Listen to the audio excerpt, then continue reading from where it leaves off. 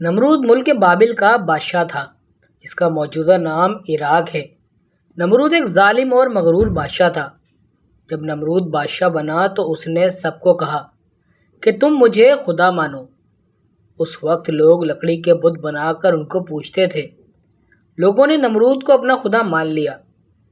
جب ان لوگوں کو اس کام میں پڑے ایک عرصہ گزر گیا اور لوگ اللہ کو بھول گئے۔ نمرود کے دربار میں نجومی بھی بہت ہی تھے۔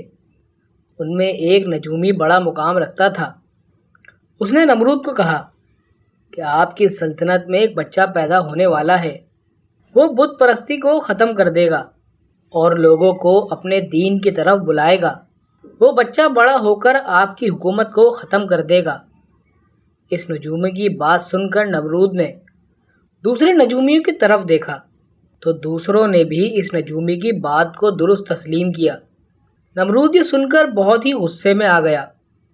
نمرود نے حکم دیا کہ میری سلطنت کے تمام مردوں اور عورتوں کو ایک دوسرے سے الگ کر دیا جائے۔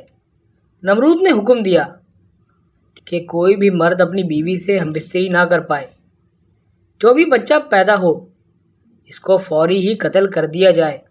نمرود کے حکم سے بابل میں 1,00,000 سے زیادہ بچوں کو قتل کر دیا گیا۔ نمرود کے خیال میں وہ ایسا کرنے سے اللہ تعالیٰ کی مخلوق کو پیدا ہونے سے روک دے گا، لیکن یہ اس کی ناقلی تھی۔ اسی علاقے میں ایک عورت نونا نامی تھی جو اس وقت حاملہ تھی۔ اللہ تعالیٰ نے اس کے حمل کو چھپا دیا۔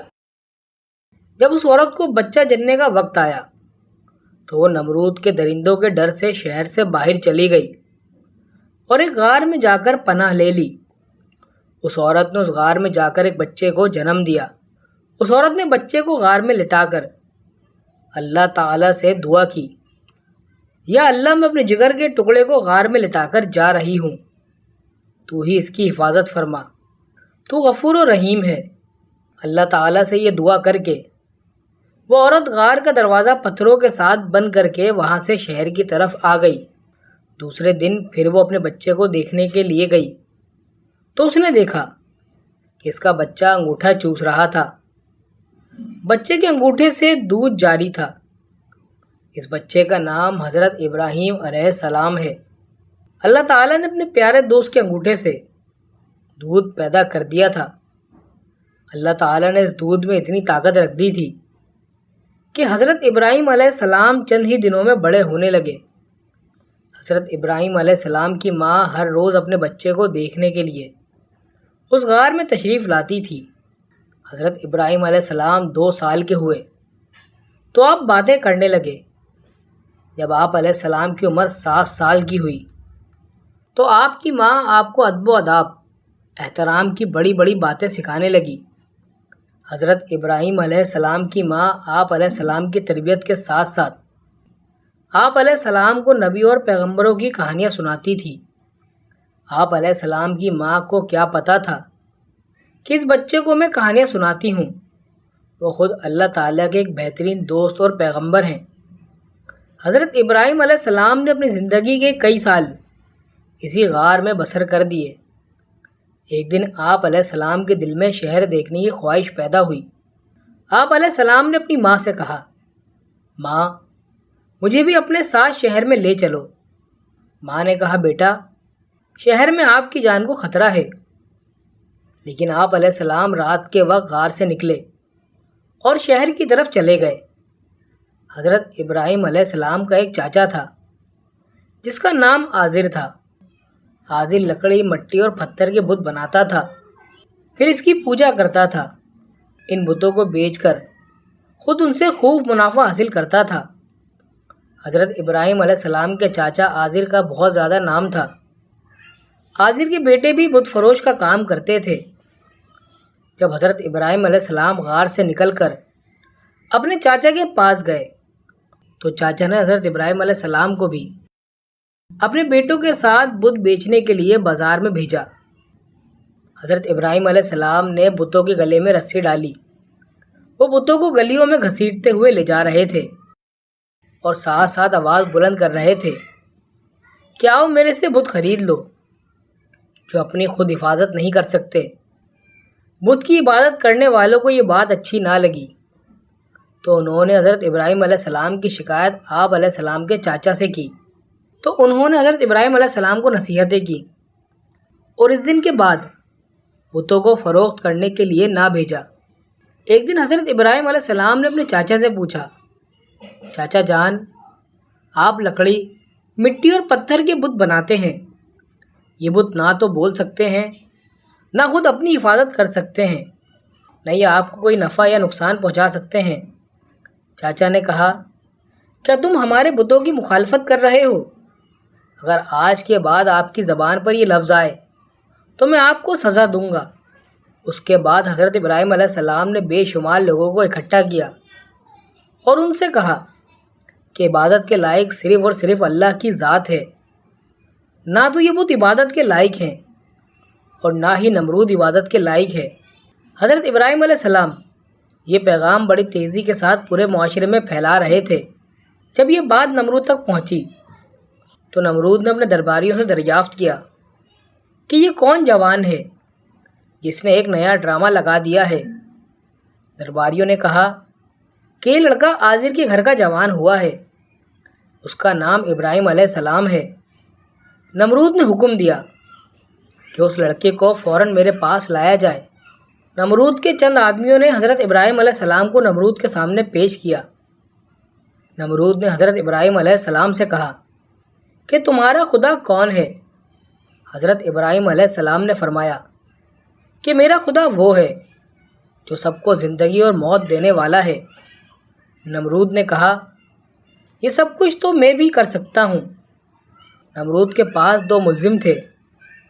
نمرود نے ایک کو معاف کر دیا، دوسرے کو قتل کر دیا۔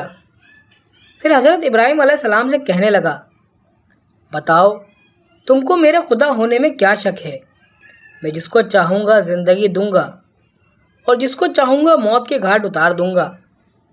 حضرت ابراہیم علیہ السلام نے فرمایا کہ اگر تو سچا ہے، جس کو تو نے قتل کیا ہے اس کو زندہ کر کے دکھا۔ میرا خدا سورج کو مشرق سے نکالتا ہے، مغرب میں غروب کرتا ہے، تو سورج کو مغرب سے نکال کر دکھا۔ نمرود بہت شرمندہ ہوا، وہ اس کا کوئی جواب نہ دے سکا۔ حضرت ابراہیم علیہ السلام کی ماں نے کہا کہ بادشاہ سلامت، اگر آپ کی اجازت ہو تو میں اپنے بیٹے کو گھر لے جاؤں۔ حاضر نے بھی بادشاہ سے کہا کہ بادشاہ سلامت، میں اس کو تمہاری اور بتوں کی توہین سے باز رکھنے کے بارے میں سمجھاتا ہوں۔ نمرود نے کہا کہ حاضر، میں آپ کے کہنے پر اس کو چھوڑ رہا ہوں، اگر اس کے بعد کوئی ایسا کام کیا تو میں اس کو زندہ جلا دوں گا۔ اس دن کے بعد بھی حضرت ابراہیم علیہ السلام اللہ تعالیٰ کا پیغام لوگوں تک پہنچاتے رہے۔ حضرت ابراہیم علیہ السلام نے ایک دن اپنے چاچا سے کہا، چاچا جان، یہ بت کیا چیز ہے جس کو آپ خود ہی بناتے ہیں، ان کو فروخت کرتے ہو، پھر ان کی عبادت کرتے ہو؟ یہ بات سن کر آزر ابراہیم علیہ السلام کو کہنے لگا کہ میرے گھر سے ابھی اسی وقت نکل جا۔ حضرت ابراہیم علیہ السلام نے اپنے چاچا سے کہا کہ چاچا جان، میں بس اللہ تعالیٰ سے ڈرتا ہوں، لیکن میں ایک خدا کا پیغام دیتا رہوں گا۔ اس کے بعد حضرت ابراہیم علیہ السلام اپنے چاچا آزر کا گھر چھوڑ کر چلے گئے۔ آپ علیہ السلام لوگوں کو ہمیشہ ہی ایک خدا کی عبادت کرنے کا درس دیتے رہے، بتوں کی ہمیشہ ہی مخالفت میں بولتے رہے۔ بابل کے لوگ ہر سال ایک میلہ منایا کرتے تھے۔ بابل کے لوگ اس میلے میں طرح طرح کی نمائشیں کرتے تھے۔ وہ سارا دن اپنے شہر سے باہر جا کر اس میلے میں گزارا کرتے تھے۔ جب وہ میلہ آیا تو لوگوں نے حضرت ابراہیم علیہ السلام کو بھی ساتھ جانے کا کہا، تو حضرت ابراہیم علیہ السلام نے لوگوں سے فرمایا کہ میں آپ کے ساتھ نہیں جا سکتا کیونکہ میری طبیعت سخت خراب ہے۔ جب وہ سارے میلے میں چلے گئے تو حضرت ابراہیم علیہ السلام ان کے بڑے بت خانے میں چلے گئے۔ انہوں نے دیکھا کہ ان بتوں کے سامنے طرح طرح کے کھانے پڑے ہوئے تھے۔ حضرت ابراہیم علیہ السلام ان بتوں سے کہنے لگے کہ دیکھو، تمہارے سامنے طرح طرح کے کھانے پڑے ہیں، تم ان کھانوں کو کیوں نہیں کھاتے ہو؟ اس کے بعد حضرت ابراہیم علیہ السلام نے بڑا سا کلہاڑا اٹھا لیا اور سب بتوں کے ٹکڑے ٹکڑے کر دیے۔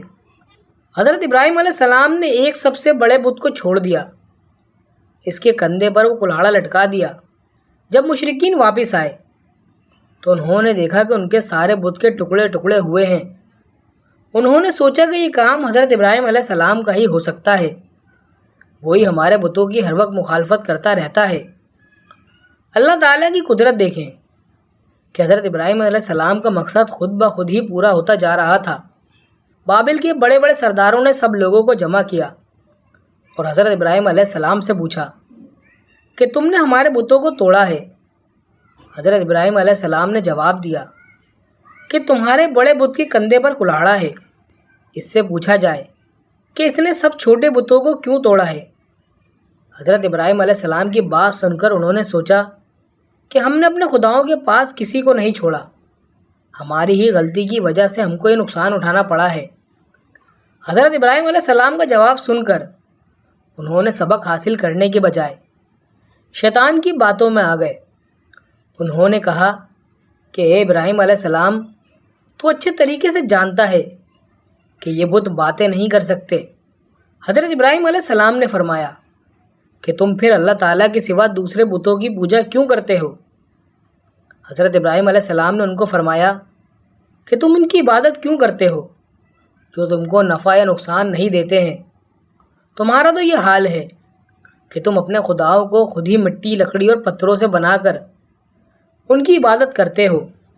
جب حضرت ابراہیم علیہ السلام یہ باتیں کر رہے تھے کہ مجمع میں سے ایک شخص بولا کہ تمہاری باتوں سے ہم کو پتہ چل گیا ہے کہ ہمارے بتوں کو توڑنے والے تم ہی ہو۔ اگر آج آپ کو زندہ چھوڑ دیا گیا تو ہو سکتا ہے کہ اگلے دنوں میں تم ہمارے بت خانے کو ہی مٹا دو۔ وہاں کھڑے سب لوگ یہ سب باتیں بڑے غور سے سن رہے تھے۔ یہ نمرود کا نمائندہ تھا۔ لوگوں نے سوچا کہ اب نمرود اس نوجوان کے ساتھ کیا سلوک کرنے والا ہے۔ اس کے بعد حضرت ابراہیم علیہ السلام کو نمرود کے پاس لے جایا گیا تو نمرود نے کہا کہ اس نوجوان کو آگ میں جلا دیا جائے۔ حضرت ابراہیم علیہ السلام نے فرمایا کہ میں تمہارے فیصلے سے نہیں ڈرتا، میں صرف اللہ تعالیٰ کی ذات سے ڈرتا ہوں۔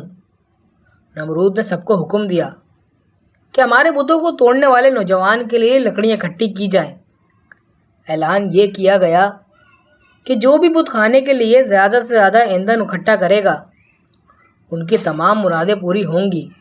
لوگوں نے بت خانے کے لیے زیادہ سے زیادہ ایندھن اکٹھا کیا۔ نمرود نے حضرت ابراہیم علیہ السلام کو قید خانے میں بند کر رکھا تھا۔ جب لوگوں نے ایندھن کا بہت ہی بڑا ٹال لگا دیا، پھر اس ایندھن کو آگ لگا دی گئی۔